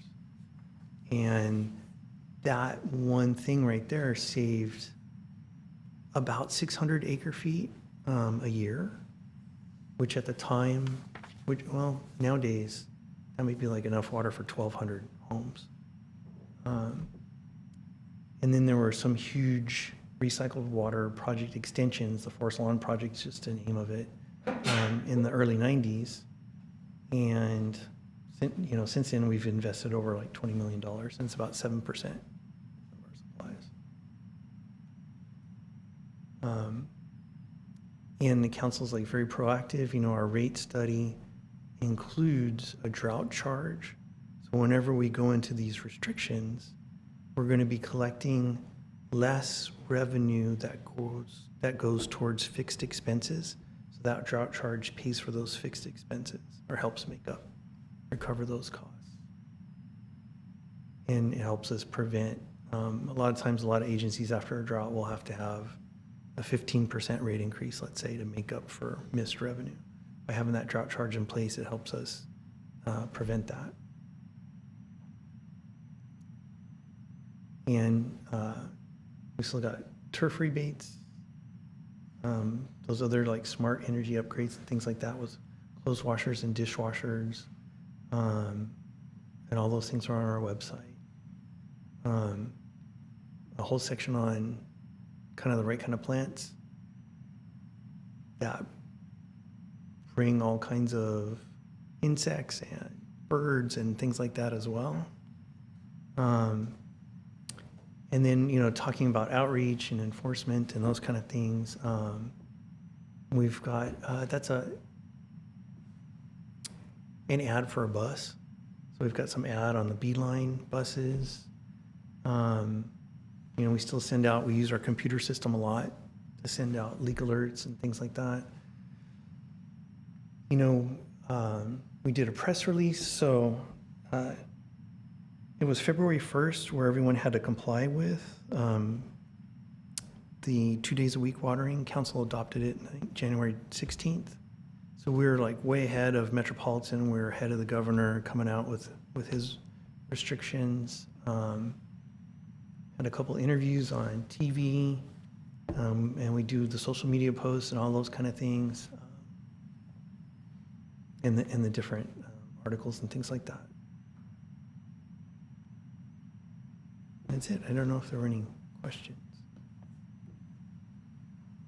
Thank you very much for that presentation. Commissioner Law, any questions?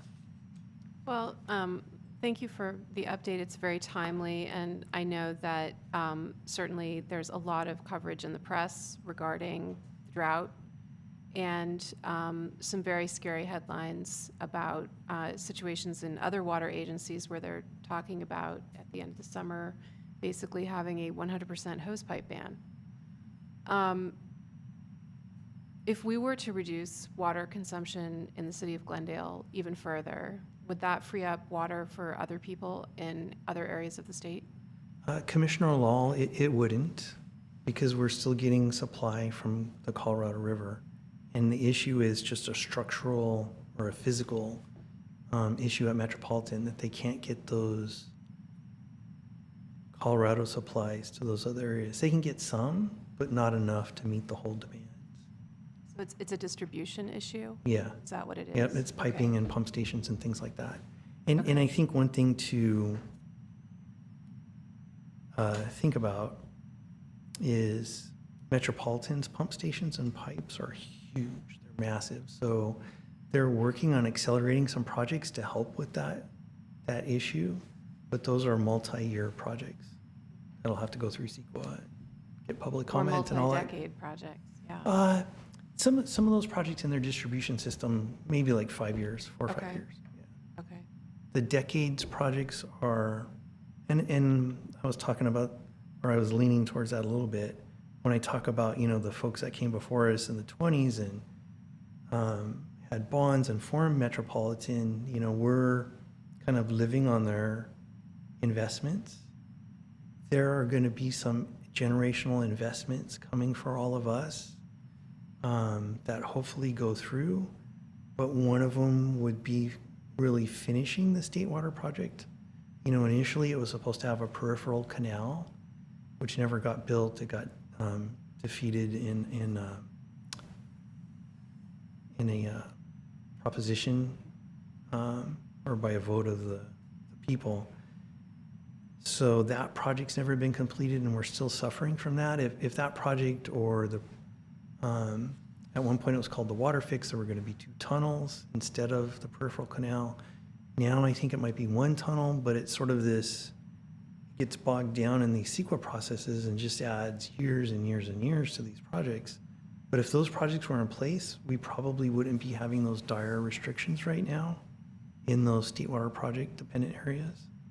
So that'll be a generational investment. The other one will be, and I know Metropolitan renamed it, but it's the Regional Recycled Project, to get really highly treated water from the county's treatment plant in Carson and bring that back up into some other parts of Metropolitan service area to provide groundwater recharge and ultimately maybe some direct potable use at their Weymouth treatment plant.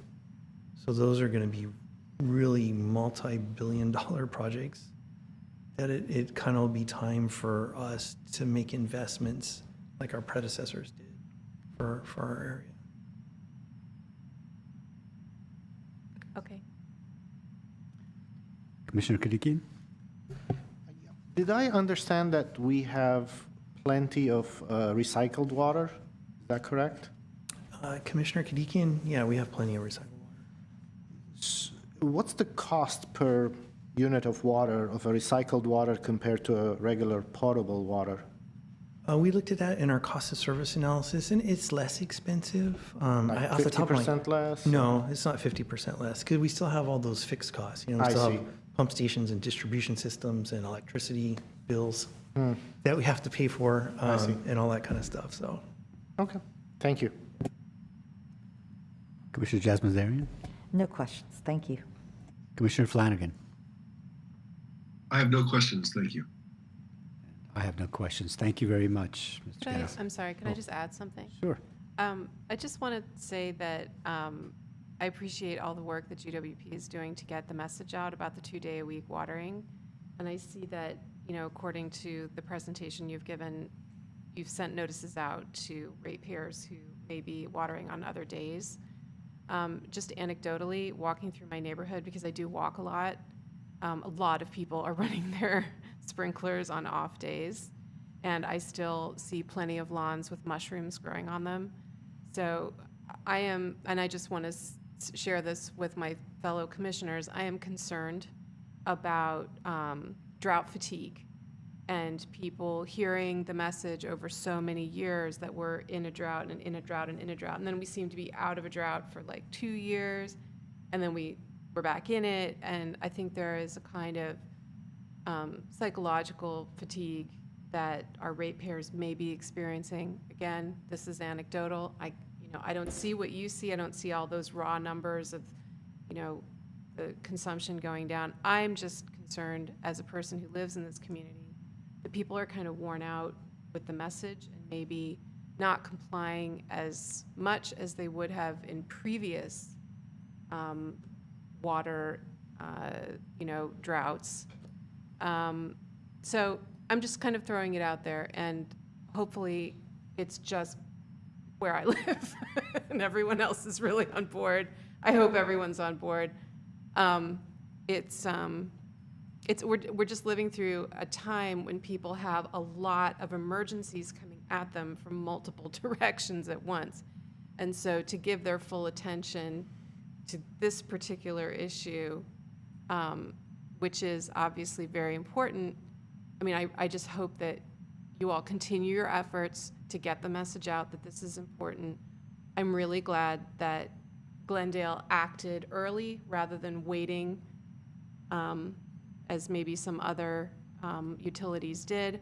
And I appreciate and applaud early action when things start, as soon as we get a sense that things are starting to go wrong with our snowpack and with our precipitation, that's the time to act. It's not, downstream when things are really bad. So I appreciate that. And I'm just voicing this concern that I have that everyone's basket is kind of full of disasters right now. And this is just another thing that we're all worried about and concerned about. And I hope that, our community can really, really work on conserving. I know it's been a challenge in our house. And I did want to mention that many years ago when I first moved into GWP's service territory, you all had a program to actually give away boxes, irrigation boxes, that had sensors in them to sense when it was raining, and they would automatically shut off. And that was, in the year 1800 or whenever I moved here. It was a long time ago.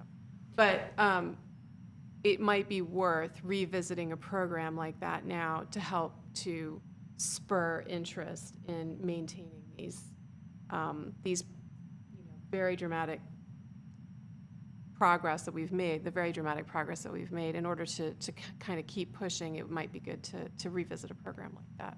Thank you. Commissioner Milano, I appreciate those comments, and it just made me think of something, and this is, like, I might have a lot of times during a crisis, folks will say, oh, we should increase turf rebates or, that. And I actually have the opposite opinion. As soon as the governor issues an emergency order, I honestly think we should freeze rebates. That's just my personal opinion, because it's like, to me, the rebates are an incentive when it's raining out a lot or it's a wet year to go replace your lawn. When the water's not there, and if it's been this many times and your lawn's died, I don't know how much more of a hint a person could get. So, no, I appreciate your comment about the fatigue, and maybe some folks just, I don't know, don't care, don't take it that seriously, because we do such a good job of making it so inexpensive. To be honest, that's part of the issue, is that we have plentiful, clean, potable water pouring out of all of our taps and in our garden as well, and it is easy to take it for granted. And when I travel back east and I see how people just turn the taps on, like they'll just turn the hose on and walk away, I just sit there sweating, right? Because I'm a Californian. I think we all kind of have that, like, what, is it just me? I have water stress. Commissioner Lull, honestly, there's still service areas in California, like around Sacramento, that don't have meters. So I just, as a person from Southern California, right, I get frustrated when I have Sacramento folks kind of dictating a lot of things for us or saying negative things. about how we're using water, and there's areas that don't even have meters yet. So that's exactly what you're describing, where someone just turns on the hose. Right, right. Yeah. Yeah, it's a very different relationship to this resource. And I really support you all being very aggressive about trying to get our community on board to promote conservation. And I mean, without overstepping my boundaries, I think, this commission would be very supportive of you all being aggressive in that effort. Because it's kind of like a lot of the other disasters we have going on, like right now. We don't know how long this is going to last. We don't have a horizon. No one can tell us, oh, well, next year it's going to start raining again and we'll be all right. We don't know what we're in for, and we've seen what Australia went through. So I don't think being optimistic in this scenario is that helpful, right? Because I think we do need to think about what happens if this is really the new normal. And again, I thank you and your staff for your hard work. Thank you, Mr. Gatto. Appreciate it. That will move on to item number 6, oral communications. Do we have anybody on the line? We do not have any colors. Okay. I guess we can then have communications for items not on the agenda among the commission. I guess 5 minutes apiece. We do that? No? We typically don't. Okay. Then we'll move on to the next one. Item number 7, agenda forecast.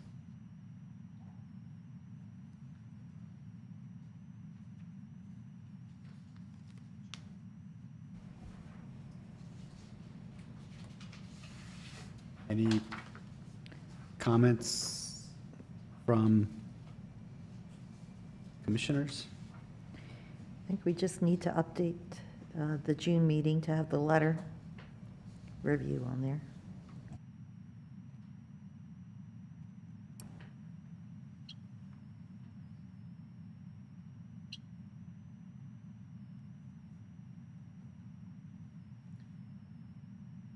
So on the June one, adding to that, is that a pretty ambitious agenda with the 3 items that we had, and then adding the 4th one of the letter? And would it make sense to then move something like the customer service update to July? President Peterson, that would have to be August. Yeah, I would have to go to August? Okay. Oh, sorry. President Peterson, you may want to consider including the letter as part of that Grayson Repowering Project delay and cost consequences item rather than a separate item. Yes, I was thinking that those are two, it's part of the same part, but given what we heard from the public today, it may engender some more comment, and therefore thinking it would add to the time frame where the Grayson Repowering Project otherwise was going to be more of a readout of a costing report that staff was going to do. That makes sense.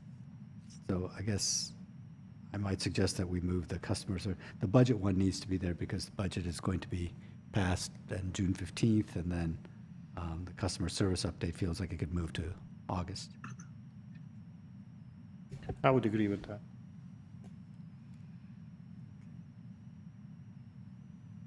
Any other comments or thoughts? Okay. With that, we'll move on to item number 8 and adjourn the meeting. I move to adjourn. I'll second. Moved and seconded. Any discussion? Hearing none. Thank you. All in favor? Yes. All right. Aye. Thank you all. Appreciate it. Wonderful presentations.